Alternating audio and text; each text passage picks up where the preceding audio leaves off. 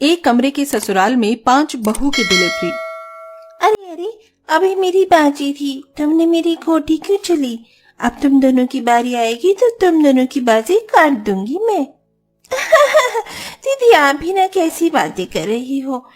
Online game में बाजी नहीं काट सकती, इसलिए तो आपकी गोटी चलकर हमने अपनी चली। हाँ हाँ, वही तो। अब मेरी बाजी है, मैं चलूंगी। मुझे दर्द हो रहा है, मेरा मन नहीं कर रहा है ये लूडो फूडो खेलने का।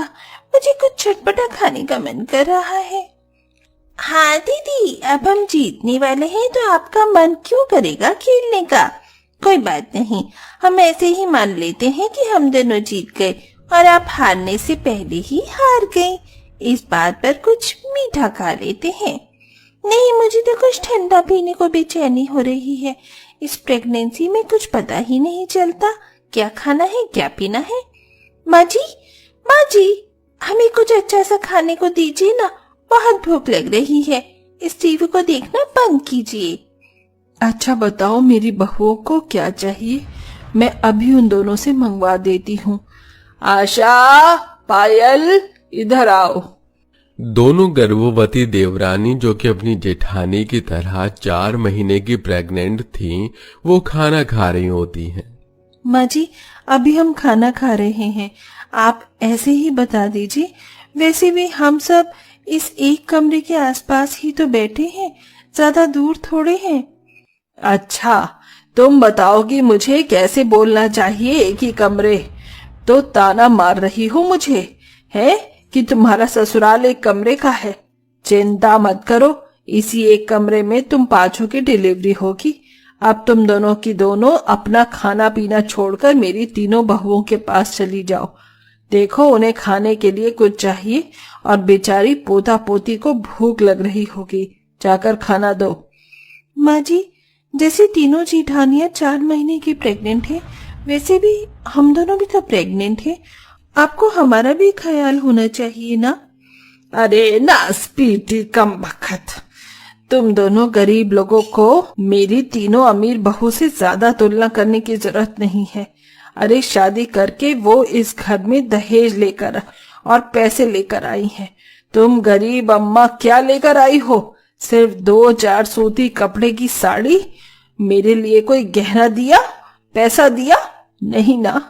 जब तक इस घर में मैं हूँ, तुम दोनों को मेरी बात माननी होगी, समझी तुम दोनों का ड्रामा हो गया हो तो अब बड़ी दीदी के लिए चटपटी भेलपुरी, मेरे लिए ठंडी लस्सी और आरोही दीदी के लिए मीठी जलेबी ले आओ।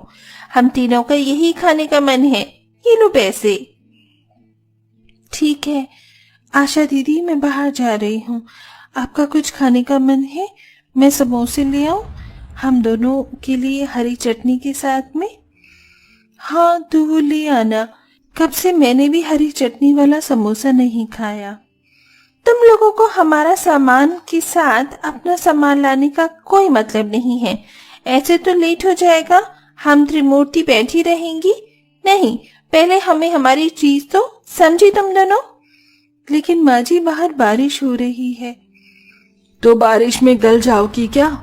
कहीं न गिरने बैठी कीचड़ में तुम। जाओ, अब लेकर आओ। मजबूरन दोनों गर्भवती छोटी बहू को अपने खाने पर से उठकर जेठानियां छाता न देने पर वो पन्नी ओढ़कर ही बारिश में लस्सी, जलेबी और चाट ढूंढने चली जाती हैं। पास में कहीं मिलता नहीं तो रिक्शे में बैठकर लेने जाती हैं। ब्रेकर आने से एक बार रिक्शा उछल जाता है। अरे भैया, आराम से चलाओ ना। अगर अभी हम गिर जाते तो हमारे बच्चे को नुकसान भी पहुंच सकता था। सॉरी बहन जी।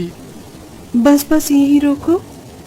ये कहते ही दोनों रिक्शा से उतरकर अपनी देवरानियों के खाने का सामान लेकर उसी रिक्शा से घर पहुंच जाती है, जिसे तीनों जिठानियां बड़े शौक से खाती हैं और अपनी सास को भी खिलाती हैं। लेकिन इतनी दूर से बारिश में भी खाना लाने वाली दोनों देवरानी से कोई कुछ नहीं पूछता।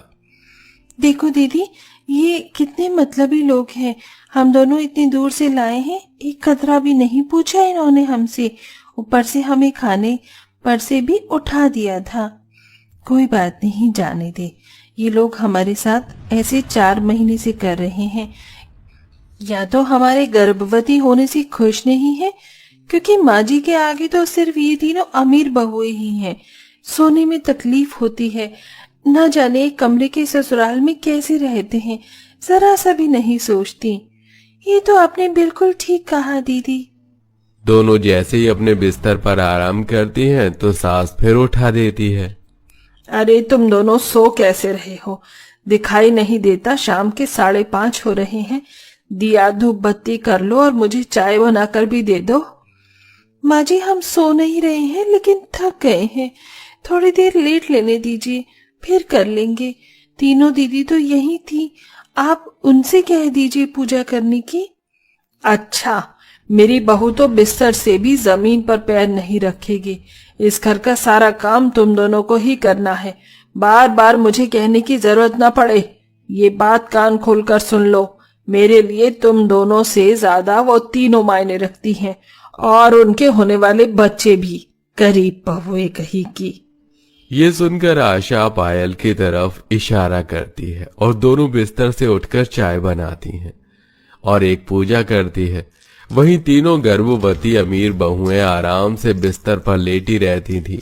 कभी फोन चलाती थीं तो कभी बाहर की चीज खाती रहती थी।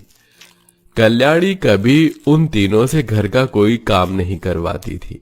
शादी के बाद भी गरीब बहुओं को ही काम करना पड़ रहा था और अब गर्भवती में भी सारी तकलीफ वही झेल रही थी।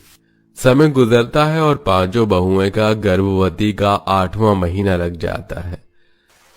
साथ ही मॉनसून की बारिश अब उनके एक कमरे के ससुराल को भी परेशान करने लगी थी। दरअसल छत से पानी टपकने लगता है। OMG, अब तो बारिश का पानी भी छत से टपकने लग गया है। इस एक कमरे में अब हम सब के सब कैसे सोएंगे रात को? बहू, आज एडजस्ट कर लो। अनिल देख क्या रहा है, जा छत की मरम्मत कर दे और ये बोरी लगा दे। ठीक है माँ। और सोनू, अनिल, तुम दोनों भाइयों ने मुझे 2 महीने से इस घर का खर्चा पानी नहीं दिया।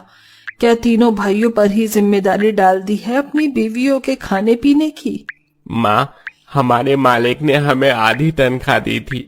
हम दोनों भाइयों ने अपनी बीवियों की दवाइयों में लगवा दी, तो आपको खर्चे कहाँ से देंगे? और आप क्या सोचती हैं, हमें पता नहीं है कि आप इस घर का सारा काम हम दोनों की पत्नियों से करवाती हैं और भाभियां चुपचाप बैठी रहती हैं। आप तो थोड़ा इन पर रहम कर लीजिए। 8वां महीना चल रहा है, क्या आप इनका हाथ भी नहीं बटवा सकती? ओहो, आए पत्नियों के वकील। काम करवा लिया तो तंदुरुस्त भी हो तो रहती हैं। वैसे भी काम करने से कुछ नहीं होता, वर्जिश होती है ये। तो माँ आप? अरे जाने दीजिए ना, हम ठीक हैं। ठीक है, लेकिन माँ अगर हमारे बच्चों को कुछ हुआ तो हम आपको माफ नहीं करेंगे। ये सुनकर अनिल छत की मरम्मत कर देता है और तीनों भाभियों का मुंह भूल जाता है। दिन बीतते हैं, एक कमरे में सबका सोना मुश्किल हो जाता है। रात में कोई भी ढंग से पानी की वजह से सो नहीं पा रहा था। अरे मुझे थोड़ी सी जगह दे दो, मैं उस कोने में नहीं जा सकती, वहाँ बारिश का पानी का छींटा आ रहा है। अरे तो मैं कहाँ जाऊं? हम दोनों के पति भी तो यही हैं। उन दोनों गरीब बहू को बोल, आगे हो जाएंगी। दीदी, हम कैसे होंगे? इस तरफ भी पानी आ रहा है, कपड़ा लगाकर सो रहे हैं। हमें भी तो परेशानी हो रही है, हम भी गर्भवती हैं। तू ज्यादा मत बोल पायल। अरे तुम तीनों मेरे पलंग पर सो जाओ, मैं नीचे सो जाती हूँ। मैं नहीं चाहती मेरे पोता पोती को कुछ हो। ये सुनकर तीनों जेठानी सास के पलंग पर सो जाती हैं और सास नीचे, जिससे सबको खुली खुली जगह मिल जाती है। लेकिन कल्याणी का बर्ताव गरीब बहू के साथ बदलता नहीं है और ऐसे ही एक दिन तीनों बहू के लेबर पेन शुरू होने लगता है। वहीं बारिश के आधे पानी से कमरे में दोनों बहू भी फिसल जाती हैं और दर्द होने लगता है। माँ जी, हम तीनों को बहुत दर्द हो रहा है। हाँ माँ जी, आप 3 डॉक्टर को यही बुला लीजिए।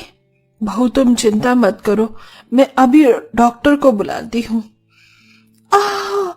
माँ जी हमारे भी दर्द हो रहा है।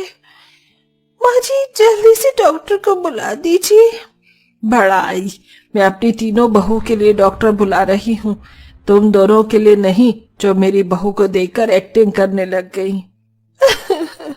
माँ जी हम गिर गए हैं इसलिए दर्द हो रहा है, आप दाई माँ को ही बुला दीजिए। मैं उनको फोन कर देती हूँ, वही दाई माँ को ले आएंगे। कल्याणी तीनों डॉक्टर को फोन करके बुला लेती हैं और तीनों बारिश में फौरन आ जाती हैं। वहीं पायल भी अपने पति को बोल देती है, जिससे दोनों भाई दाइमा को लेकर आ रहे होते हैं। अरे आपकी पांचों बहू प्रेग्नेंट है तो आपने 3 डॉक्टर को क्यों बुलाया? 2 डॉक्टर मैं अभी बुला देती हूँ। नहीं डॉक्टर, मैंने सिर्फ आपको अपनी 3 बहू के लिए बुलाया है, उन दोनों के लिए नहीं। आपसे जितना बोलूं उतना करो, उन्हें दर्द हो रहा है, देखो उन्हें। कैसी औरत है आप? आपके सामने 2 मासूम गर्भवती औरतें चिल्ला रही हैं और आपको फर्क नहीं पड़ रहा? मैं अभी किसी डॉक्टर को बुलाती हूँ। उस डॉक्टर के इतना कहते ही दोनों के पति और दाइमा को लेकर आ जाते हैं। हे भगवान, आशा तुम ठीक तो हो ना? कितना दर्द में हो तुम, गिर गई और माँ आप खड़ी खड़ी देख रही है। सच में मुझे आपसे ये उम्मीद नहीं थी। अरे जब आपने पहले 8 महीने तक टॉर्चर किया है तो अब कैसे विश्वास कर सकता हूँ आप पर? आपने हम दोनों की पत्नी के साथ ठीक नहीं किया। दाई माँ अब आप जल्दी से कुछ कीजिए। बेटा, मैंने दोनों का गर्भ छूकर देखा है, उनके बुच्चे घूम गए हैं, इनकी डिलीवरी सही से यहाँ नहीं हो पाएगी, अस्पताल ले चलो। मुझे बहुत दर्द हो रहा है अनिल, हमारा बच्चा ठीक तो होगा ना? तुम फिक्र मत करो, सब ठीक होगा। माँ हम आपके साथ इस घर में एक पल भी के लिए नहीं रहेंगे। अपना बच्चा होने के बाद यहाँ से हम चले जाएंगे। अब आपकी जरूरत हमारे बीवी और बच्चे को नहीं रहेगी। इतने में तीनों डॉक्टर उन तीनों की डिलीवरी कर रही होती हैं और समझदार डॉक्टर एम्बुलेंस भिजवा देती है, जिसमें दाइमा, उनके पति और दोनों गर्भवती बहू टाइम से अस्पताल पहुंच जाते हैं और दोनों के बच्चे सही से हो जाते हैं। लेकिन बच्चों को कुछ दिन के लिए कांच के शीशे में रखा जाता है। अपने बच्चे और पत्नी की हालत देख दोनों बेटे कल्याणी को फिर सुनाते हैं। अरे बहुत हो गया माँ, अब हम चारों यहाँ से हमेशा हमेशा के लिए जा रहे हैं, आप पछताएंगी देखना। नहीं बेटा, मुझे ऐसे छोड़कर मत जाओ। हम आपकी बातों में नहीं आएंगे माँ। इस तरह दोनों भाई कहीं और एक कमरा लेकर अपने पत्नी और बच्चे को लेकर उनसे अलग रहने लगते हैं और पछतावे की आग में कल्याणी यूं ही जलती रहती है। आखिर में उनकी पत्नियां घर आकर अपने पतियों को समझाकर अपनी सास को माफ कर देती हैं और हंसी खुशी अब अपने एक कमरे के ससुराल में रहती हैं।